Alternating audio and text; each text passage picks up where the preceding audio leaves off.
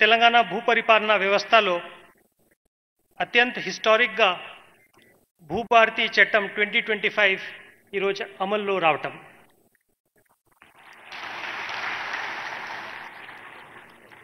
మన రాష్ట్రంలో ధరణి చట్టం వలన, ధరణి వ్యవస్థ వలన వచ్చిన సమస్యలు తీర్చిదిద్దడానికి మన రాష్ట్ర ప్రభుత్వం భూభారతి చట్టం తీసుకురావటం జరిగింది. ఈ భూభారతి సంబంధించిన ఒక 4 స్తంభాలు ఉన్నాయి. ఒకటి చట్టం, రెండవది రూల్స్, మూడవది అడ్మినిస్ట్రేటివ్ సిస్టమ్ స్ట్రెంథనింగ్, నాలుగవది ఒక ఇంప్రూవ్డ్ వెబ్ పోర్టల్. మన చట్టానికి వస్తే దాదాపు ఒక సంవత్సరం వరకు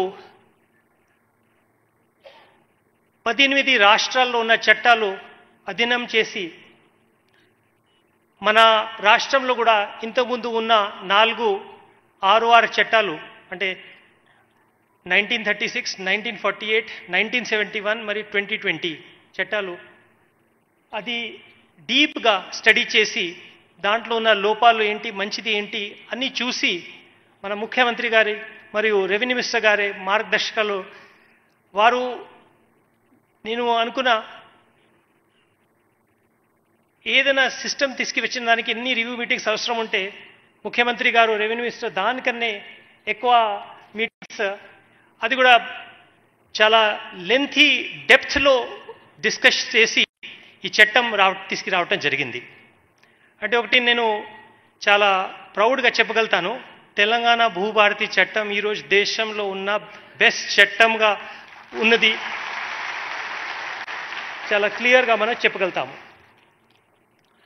అదేవిధంగా సెకండ్ అంశం ఏంటి అంటే రూల్స్. ఈరోజు మన ముఖ్యమంత్రి గారి చేతి నుంచి ఈ రూల్స్ కూడా విడుదల చేయడం జరుగుతుంది. ఈ రూల్స్ తయారీలో కూడా ఒక మన రికార్డ్ టైంలో ఈ రూల్స్ తయారీ చేయడం జరిగింది. అంటే ఒక కంపారిజన్ మీకు చెప్తే 1971 పట్టాదారు పాస్బుక్ మరియు 6 చట్టం 1971లో వచ్చిన తర్వాత 1989లో దానికి రూల్స్ విడుదల చేయడం జరిగింది. అంటే 18 years ఆ రూల్స్ తీసుకురావడానికి టైం పట్టింది. అదే మన 2020 ధరణి చట్టం చూస్తే 2020 అక్టోబర్లో అమలుకి వచ్చిన తర్వాత దానికి రూల్స్ ఎప్పుడు తయారు కాలేదు. కానీ భూభారతి చట్టం 2025 4 జనవరి నోటిఫై చేసిన తర్వాత 3.5 నెలల లోపలే మనము ఈరోజు రూల్స్ నోటిఫై చేస్తున్నాం. అదేవిధంగా థర్డ్ ఇష్యూ ఏంటి అంటే అడ్మినిస్ట్రేటివ్ స్ట్రెంథనింగ్. మన రాష్ట్ర ప్రభుత్వం మన ముఖ్యమంత్రి గారి ఆదేశాల మీద మన రెవెన్యూ మంత్రి గారి ఒక విజన్ ప్రకారం 10,954 గ్రామ పాలనా ఆఫీసర్ పోస్ట్ శాంక్షన్ చేయటం జరిగింది. అది గ్రౌండ్ లెవెల్లో రెవెన్యూ వ్యవస్థ ఆల్మోస్ట్ నిర్వీర్య అయిన వ్యవస్థ ఇప్పుడు మళ్ళీ నిలబడుతుంది నేను భావిస్తున్నాను. దీనికి సంబంధించిన ఎక్స్-విఆర్ఓస్ నుంచి కూడా మన అప్లికేషన్స్ ఆల్రెడీ కాల్ ఫర్ చేశాము. ఐ థింక్ ఒక 17th వరకు లాస్ట్ డేట్ ఉంది. దాని తర్వాత ఒక స్క్రీనింగ్ టెస్ట్ పెట్టి ఎలిజిబుల్ ఉన్న ఎక్స్-విఆర్ఓస్కి కూడా విఆర్ఎస్కి నియమించడం కూడా జరుగుతుంది. అదేవిధంగా ప్రతి ఆఫీసర్కి చట్టంలో కానీ రూల్స్లో కానీ వాళ్ళకి పవర్స్ ఏమున్నాయి, వాళ్ళకి రూల్స్ రెస్పాన్సిబిలిటీస్ ఏమున్నాయి అది కూడా చాలా క్లియర్గా డిఫైన్ చేయడం జరిగింది.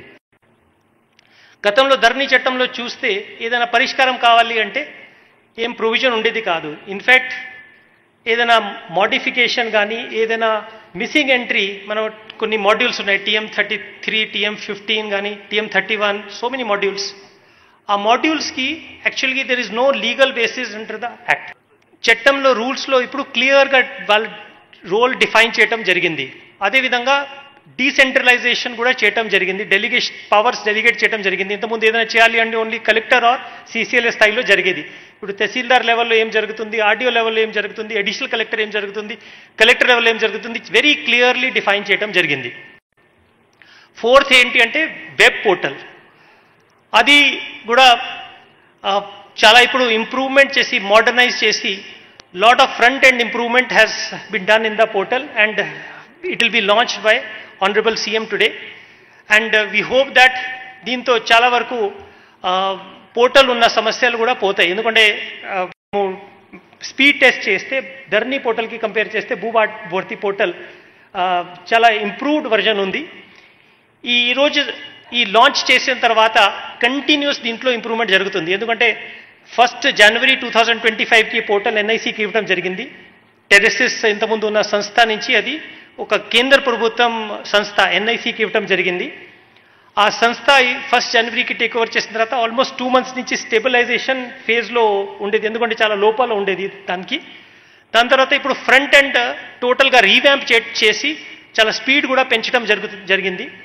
బ్యాక్ ఎండ్ మీద కూడా వర్క్ జరుగుతుంది, అది కూడా కంటిన్యూస్గా ఇంప్రూవ్మెంట్ జరుగుతుంటాయి. దాని తర్వాత రాష్ట్ర ప్రభుత్వం ఆలోచన ఏంటి అంటే కంప్లీట్లీ పోర్టల్ కొత్త ఒక స్క్రాచ్ నుంచి డెవలప్ చేసి అది తీసుకురావటం. ఎందుకంటే ఈ ధర్నీ పోర్టల్ 3 మాడ్యూల్ నుంచి స్టార్ట్ అయ్యి 35 మాడ్యూల్ వరకు పెరిగింది. అది ఎట్లా పెరిగింది అంటే ఏదైనా సమస్య వస్తే ఇంకొక కొత్త మాడ్యూల్ రావటం, ఇంకా సమస్య వస్తే ఇంకొక కొత్త మాడ్యూల్ రావటం, దాంతో కోహిసివ్నెస్ మాడ్యూల్స్ మధ్యలో లేదు. సో దానివల్ల స్పీడ్ ఎఫిషియన్సీ చాలా ఇష్యూస్ ఉన్నాయి. సో స్క్రాచ్ నుంచి డెవలప్ చేసి కంప్లీట్లీ రీవ్యాండ్ పోర్టల్ తయారైతే that will completely replace the existing portal. So with these few words I take this opportunity to welcome all the dignitaries here, all the participants who are present here. మీ అందరికీ స్వాగతం. And నేను అనుకున్నాను ఈరోజు రియల్గా ఒక historic day ఉన్నది. ఎందుకంటే revenue డిపార్ట్మెంట్లో ప్రీ భూభారతి ఒక ఫేస్, పోస్ట్ భూభారతి ఒక ఫేస్. సీఎం గారు నిన్న స్టేట్మెంట్ ఇవ్వడం జరిగింది, నెక్స్ట్ 100 సంవత్సరాల వరకు ఈ యొక్క భూభారతి సిస్టమ్ ఉంటుంది నేను ఖచ్చితంగా భావిస్తున్నాను.